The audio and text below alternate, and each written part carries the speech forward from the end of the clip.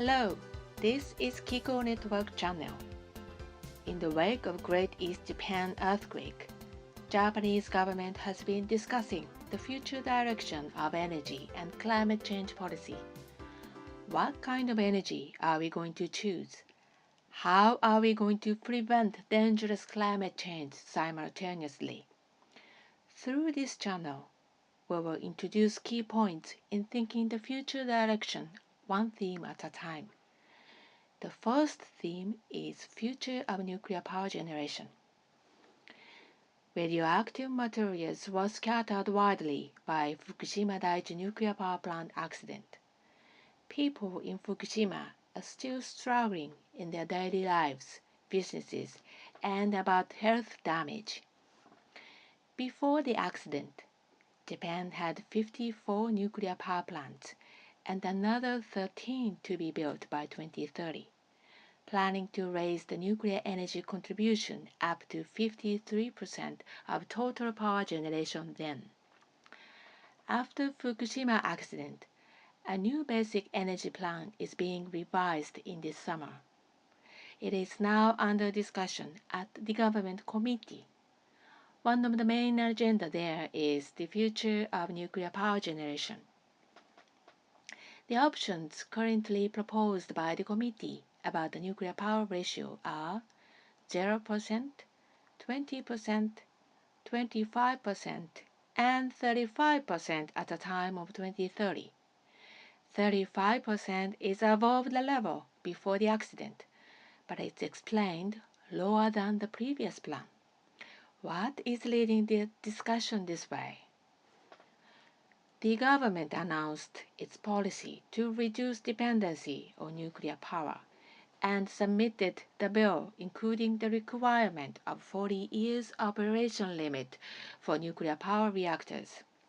While 70% of people want to stop the dependency on nuclear, power companies and other business industries require nuclear power as a main power supply as before. This percentage discussion affects our fundamental decision on whether we will push for nuclear energy as we did, or leave it in light of Fukushima accident.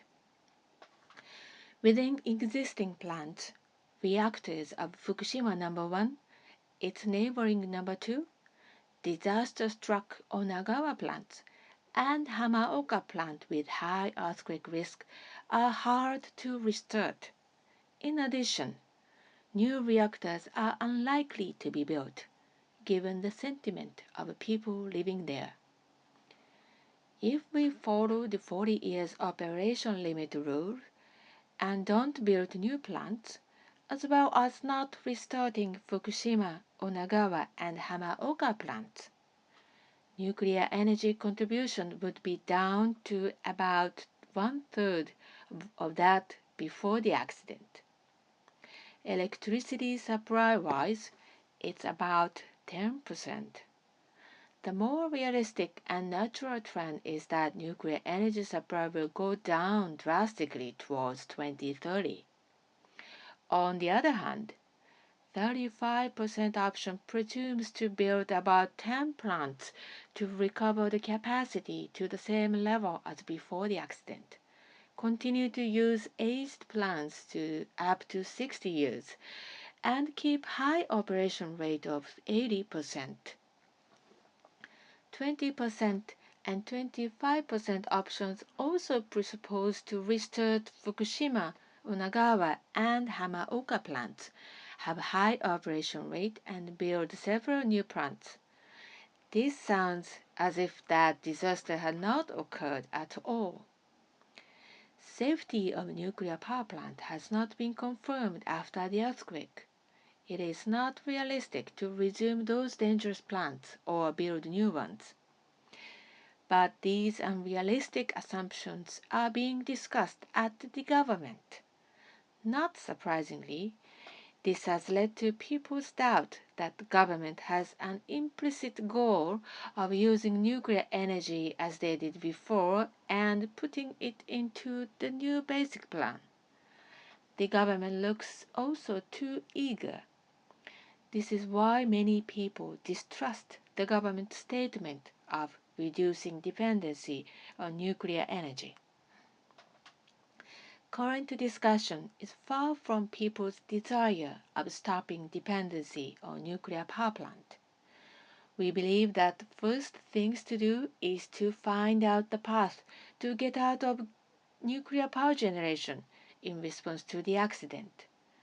The reality is that nuclear power supply is 2030 is likely to be no more than 10% at most.